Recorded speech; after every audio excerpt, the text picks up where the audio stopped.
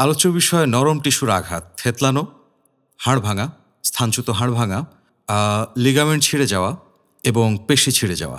শুরুতে যা বলতে চাই তা হলো, এই আলোচনাটা আসলে তাদের জন্য যারা হয়তো দুর্ভাগ্যবশত কর্মক্ষেত্রে দুর্ঘটনার শিকার হতে পারেন এবং তাদের রক্তে প্রচুর পরিমাণ অ্যাড্রেনালিন নিঃসৃত হতে পারে। আর ব্যথার সহ্যসীমা নারী ও পুরুষের ভিন্ন হয়। নারীদের সহ্যসীমা পুরুষদের থেকে ভিন্ন হয়। এটা তাদের সহজাত বৈশিষ্ট্যের মধ্যেই পড়ে। তাই মহিলারা অপেক্ষাকৃত গুরুতর আঘাত লম্বা সময় সহ্য করে থাকতে পারেন, সহজে জ্ঞান হারান না আর কি। আর পুরুষরা জ্ঞান হারান খুব দ্রুত। আর দুঃখজনক বিষয় হলো, এই পরিস্থিতিতে আমরা একদমই অসহায়।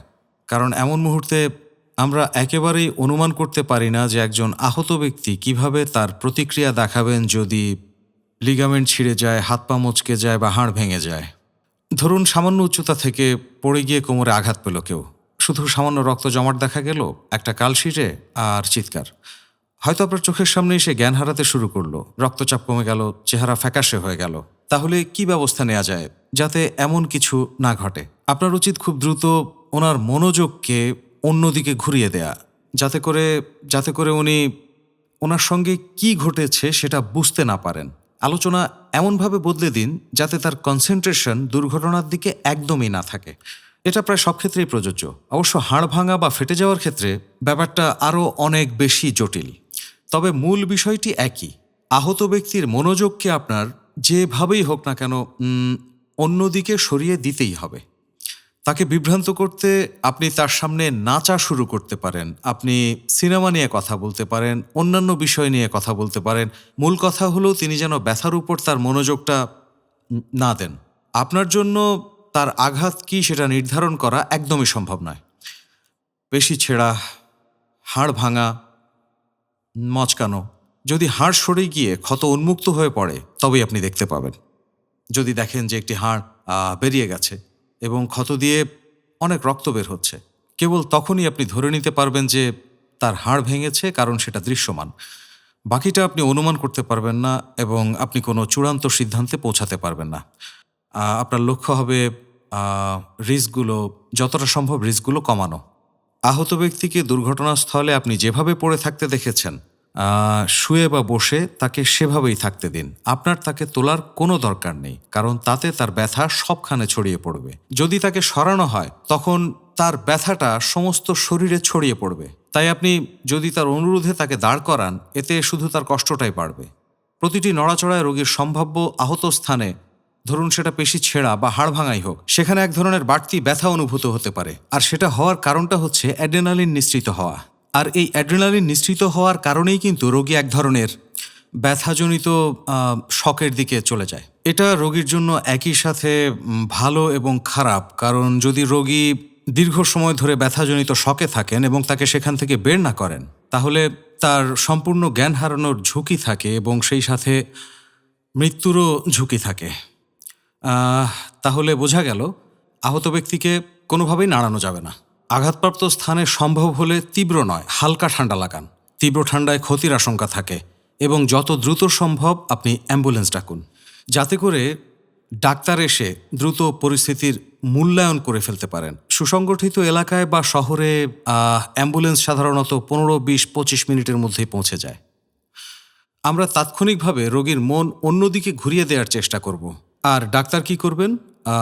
তিনি পরিস্থিতি মূল্যায়ন করবেন। যেহেতু অ্যাড্রেনালিন নিঃসৃত হচ্ছে, রোগীর ব্যথার অনুভূতি তীব্র এবং তিনি চিৎকার করছেন, তিনি সাহায্য চাইছেন। ডাক্তার বুঝতে পারলেন যে ইনজেকশন ছাড়া কাজ হবে না এবং সেই পরিস্থিতিতে ডাক্তার নিজের দায়িত্ব অনুযায়ী সকল কাগজপত্র পূরণ করবেন। আহত ব্যক্তি স্বাক্ষর করবেন যে তার এই ইনজেকশনে কোনো অ্যালার্জিক প্রতিক্রিয়া নেই এবং ডাক্তার ব্যথানাশক ইনজেকশন দেবেন, সাথে প্রয়োজন অনুযায়ী অ্যালার্জি প্রতিরোধী ওষুধ দিয়ে। এবং এর পরেই তিনি শুধুমাত্র স্প্লিট লাগানোর পদ্ধতি শুরু করবেন, যাতে করে আহত ব্যক্তিকে হাসপাতালে পরিবহন করা যায়। আর হ্যাঁ, এই কাজটা আপনি করতে যাবেন না। স্প্লিন্ট লাগানোর চেষ্টা করবেন না, কারণ স্প্লিন্ট লাগানোর সময় আপনি প্রতিবার রোগীর সেই আহত জায়গায় ব্যথার সৃষ্টি করবেন। এটা করার সেরা সময় তখনই যখন ডাক্তার রোগীকে ব্যথানাশক দিয়েছেন, কিন্তু এই অধিকার শুধুমাত্র ডাক্তারের আছে। তাই আমরা যত দ্রুত অ্যাম্বুলেন্স ডাকার ব্যবস্থা করব এবং সর্বোচ্চভাবে আহত ব্যক্তিকে রিল্যাক্সড এবং শান্ত রাখব এবং তার মনোযোগ দুর্ঘটনা থেকে অন্যত্র সরিয়ে রাখব। এই ক্ষেত্রে এটাই আপনার সর্বোচ্চ করণীয়। এবং যখন ডাক্তার তাকে অ্যাম্বুলেন্সে নিয়ে যাবেন, তখন তারা নির্ধারণ করবেন তার আঘাতটা কী। এটা কি হাড় ভাঙা, স্থানচ্যুত হাড় ভাঙা, নাকি পেশি ছিঁড়ে যাওয়া, নাকি শুধু মচকানো, বা হয়তো শুধুই থেতলে গেছে ইনজুরি। শুধুমাত্র এক্স-রের পরেই ডাক্তার বলতে পারবেন এবং একটি নির্দিষ্ট রোগ নির্ণয়, আঘাত এবং অন্যান্য বিষয়সহ তার সিদ্ধান্ত জানাতে পারবেন। আমরা সাধারণত কী ভুলগুলো করি যখন একজন ব্যক্তির হাড় ভাঙে বা পেশি ছিঁড়ে যায়, তা হলো আমরা সমস্যা নির্ধারণ করতে পারি না, কিন্তু আমরা ছোটাছুটি শুরু করি। আমরা আহত ব্যক্তিকে বিভিন্ন জায়গায় সরাতে শুরু করি, তাকে হয়তো তুলি বা অন্য কোথাও শুইয়ে দেই। আহত ব্যক্তি যা অনুভব করেন আর যা চান আপনি তা করতে শুরু করেন, এবং এটাই হলো আপনার আসল ভুল, কারণ এতে পুরো ব্যথাটা চারপাশে ছড়িয়ে পড়ে। ঈশ্বর না করুন যদি তার পেশি ছিঁড়ে বা হাড় ভেঙে গিয়ে থাকে, প্রত্যেকটি নড়াচড়ায় আপনি তার জন্য অতিরিক্ত ব্যথা এবং অ্যাড্রেনালিন নিঃসরণ ঘটাবেন, যা ক্ষতিকর। এতে আপনি তাকে ব্যথাজনিত শকের দিকে ঠেলে দিচ্ছেন। এটা করার কোনো দরকার নেই। এটাই প্রধান ভুল। সব সময় মনে রাখবেন, রোগী যা বলবেন সেটা করার কোনো দরকার নেই। মনোযোগ ঘোরান।